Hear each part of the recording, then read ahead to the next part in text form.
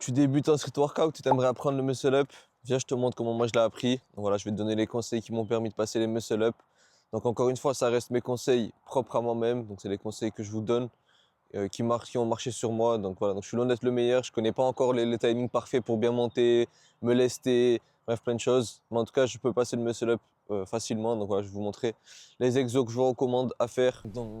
Comme dans tous les sports, donc on s'échauffe bien avant d'envoyer. Donc là, je vais m'échauffer tranquillement. Je vais vous montrer comment moi je m'échauffe quand je suis au parc. Bon là, j'ai pas le petit élastique pour faire, vous savez, pour m'échauffer les épaules. Mais bon, c'est pas grave, je peux m'échauffer déjà les biceps. Je vais m'échauffer tranquillement. Je vais vous montrer tout ça. Et après, on se retrouve sur la barre.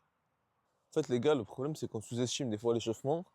Et je vous promets que quand vous allez faire une séance, que vous n'allez pas être échauffé, en fait, vous n'allez pas réussir à performer. Genre, je sais pas comment expliquer, mais ça va être compliqué. Vous allez vous sentir lourd. Bref, en fait, c'est bizarre. L'échauffement, ça va vraiment déterminer si tu vas faire une bonne séance ou pas. Donc, faut vraiment pas le négliger. Il faut pas hésiter à se chauffer au moins 10-15 minutes, parce que vraiment, ça change vraiment toute la séance. Après aussi, donc c'est très important de s'échauffer bien les coudes, parce que par exemple, moi, je sais que quand je fais les muscle-up et sur la descente, ben, ça me tue les coudes, et je sais pas pourquoi. Mais donc c'est pour ça que je fais pas trop ce mouvement, mais voilà, je sais le faire, mais j'aime pas trop ce mouvement parce que vraiment ça me fait mal, même au niveau des poignets, des coudes. Donc c'est un mouvement qui est assez dangereux et il sert pas vraiment à grand chose, quoi. À part si vous voulez flex en salle ou je sais pas, c'est juste pour flex en réalité ce mouvement parce qu'il travaille pas vraiment, mais voilà. Et genre, il est beau à voir en fait. Genre, souvent quand on pense au street workout, ben, on pense au muscle up directement. Alors qu'en réalité c'est vraiment la base des bases, le muscle up, et qu'il y a des figures beaucoup plus dures, mais qui sont peut-être moins impressionnantes quand on les voit. Donc voilà, donc ensuite je voulais profiter de l'échauffement pour vous parler tout simplement. Donc les requis concernant le muscle up, faut savoir faire au moins 10 tractions strictes. Donc je vais vous montrer ce que c'est des tractions strictes. Donc ça sert à rien de faire des tractions, vous savez, tractions avec vous kippez avec les genoux, etc. Moi je parle de vraies tractions strictes. Donc une traction stricte, on détend bien les bras au maximum, menton au-dessus de la barre, et on monte tout simplement.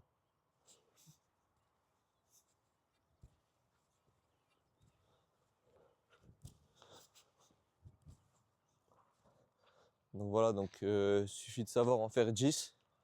Après niveau, bien sûr, savoir faire aussi des dips, parce que quand vous allez arriver au-dessus de la barre, faut bien faire une dip, sinon vous allez retomber, vous n'allez pas réussir à monter. Mais voilà, donc 10 tractions strictes au minimum, hein, pour passer le muscle up. Même si en réalité c'est un peu plus compliqué que ça, mais c'est vraiment le minimum requis, on va dire. Ensuite, pour m'échauffer, moi ce que j'aime bien faire, pour bien m'échauffer le dos, c'est faire la traction australienne. Franchement, je trouve que ça échauffe bien le dos. Ça, fait, ça le fait bien travailler aussi. Donc voilà, ça permet de bien échauffer le dos. Bon, après, on sera chaud pour bien l'envoyer, pour bien passer au-dessus de la barre. Donc là, franchement, je me sens pas trop en forme, mais normalement, ça devrait le faire. Je devrais passer au-dessus de la barre normalement. Et voilà. Donc moi, le premier conseil qui m'a vraiment servi, c'est en gros, donc quand on fait un muscle up, il faut vraiment penser à décomposer le mouvement. Donc c'est-à-dire que c'est ce que je pensais. En fait, moi, ce que je voulais faire avant, c'est que je voulais directement passer au-dessus sans faire la dips. En fait, ça fonctionne pas comme ça au début. Parce que ça, j'arrivais à le faire quand j'avais les élastiques sur moi. Donc ça m'aidait logiquement à avoir plus de force et monter plus haut. Et j'avais pas besoin de faire la dips. Mais en réalité, cette méthode-là, elle marche pas quand on n'a pas assez d'explosivité au départ. Quand on le tire au départ et qu'on va pas assez vite, ben, on n'arrivera jamais à monter assez haut. Donc c'est pour ça que pendant longtemps, j'avais pas réussi à passer le muscle up. Et donc en fait, ce que j'ai compris, c'est de bien décomposer les mouvements. Donc de bien faire d'abord la traction haute, après je posais mon torse sur la barre et après je faisais la dips. Voilà, donc ça, c'est ça qui m'a vraiment permis de, de passer mes premiers muscle up. Mais avant ça, faut bien penser à décomposer le mouvement. C'est-à-dire qu'au début, même le balancier, ça joue. Je vais vous montrer concernant le balancier. Donc par exemple, si vous êtes en salle de sport, quoi, vous prenez un step ou je sais pas, une box, peu importe. Donc en fait, vraiment, souvent la plupart des gens en salle font cette erreur-là. Donc en gros, eux, ils se lancent, mais ils pensent avoir besoin d'un grand balancier, alors que ça sert vraiment à rien. Ça va juste servir à rien en fait, le grand balancier. Il faut juste un petit pas. Donc moi, ce que je fais, c'est vraiment, je pose à peine mon pied. Comme si j'allais faire un pas dans le vide. Je fais un pas et je lâche. Voilà, donc là, j'ai le bon. Là, j'ai le bon balancier pour faire le muscle up. Il y a ça. Voilà, donc maintenant, tu as compris comment on faisait le balancier. Maintenant, ce qui va aussi tout changer dans le muscle up, c'est le false grip. Donc ça veut dire que là, quand vous attrapez la barre, vous cassez les poignets, vous vraiment cherchez loin. Comme ça, et vous vous entraînez en fait à vous balancer et à garder les poignets cassés. Vous faites ça et vous gardez les poignets cassés. Tout simplement. Et donc ça, parce qu'en gros, le muscle up, quand on va passer au-dessus de la barre, on va pas réussir vous savez, à faire la transition. Donc l'objectif, c'est déjà de partir comme ça, pour qu'une fois arrivé en haut, on a directement la bonne position pour pousser, genre. Voilà.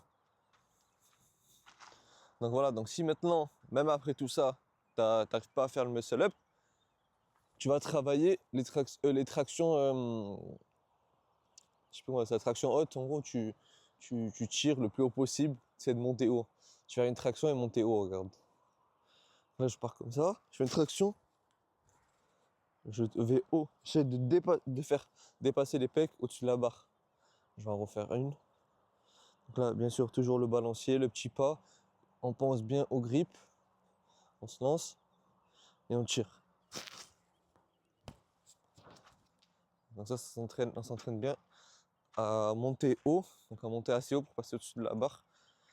Et donc une fois que vous maîtrisez ça, vous faites pareil et vous déposez votre torse sur la barre. Donc voilà, donc vraiment la chose la plus importante sur ce qui m'a permis d'avoir le déclic, en fait, c'est vraiment de décomposer vraiment le mouvement. Donc d'abord je fais la traction, je pose mon torse sur la barre et après je fais la dips.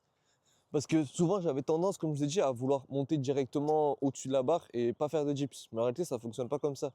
Donc vraiment, vous faites la traction, vous posez votre torse, vraiment, vous le posez vraiment et après vous faites la dips, je vais vous montrer. Donc là, on pense bien au petit pas qu'il faut faire, les poignets directement cassés en haut. Donc là, on s'élance, on monte, on pose et la dips. C'est vraiment, voilà, on décompose vraiment de A à Z. Ensuite, les gars, ce qui va beaucoup jouer en fait, ça va être le timing de tirage. Donc quand on va tirer trop tôt, on va pas réussir à bien monter, on va rester bloqué.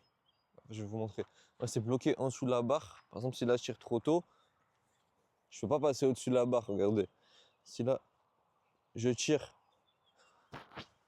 je pourrais pas passer au-dessus de la barre parce que j'ai tiré trop tôt. Et j'ai pas l'effet de repartir en arrière et remonter vers l'avant parce que je tire trop tôt. Et ensuite, le fait de tirer trop tard, je vais vous montrer.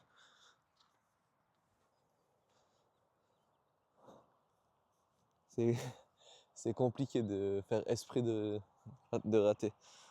Je tire trop tard et je vais être trop loin de la barre. Donc il faut jouer sur le timing. En fait, l'objectif, ce qu'il faut vous dire, c'est qu'il faut tirer quand vous commencez à repartir vers l'avant, reculer vers l'arrière. Donc là, par exemple, au début, il faut vous entraîner vraiment. En fait, psychologiquement, vous allez vous dire c'est trop tôt, mais en fait, c'est le bon timing. Là, je tire, et là, je reviens, et là, je monte. Et voilà, donc c'est un peu compliqué. Ce que je peux vous conseiller, c'est que pour travailler ce timing, vous travaillez les timings avec un élastique. Au moins, vous allez moins vous cramer à monter à chaque fois au-dessus de la barre. Donc, vous prenez un élastique et vous faites ça plusieurs fois par séance. Vous allez voir que vous allez réussir à passer les muscle up avec le bon timing. Et donc en réalité, ça ne demande pas beaucoup de force. Quand on a le bon timing, après là, on utilise quasiment plus de force. Donc moi pour l'instant, j'ai pas le bon timing. J'essaye de le travailler, mais bon, c'est comme je vous ai dit tout à l'heure, c'est un mouvement qui me, voilà, c'était juste, je voulais juste savoir le faire, mais ça m'intéresse pas trop d'en faire beaucoup, de me lester ou quoi. Genre, c'est vraiment juste pour savoir le faire. Et en réalité, c'est pas très compliqué. Voilà, donc c'est pour ça que je voulais vous partager ces conseils. Donc voilà, j'espère que vous allez le tenter, le réussir.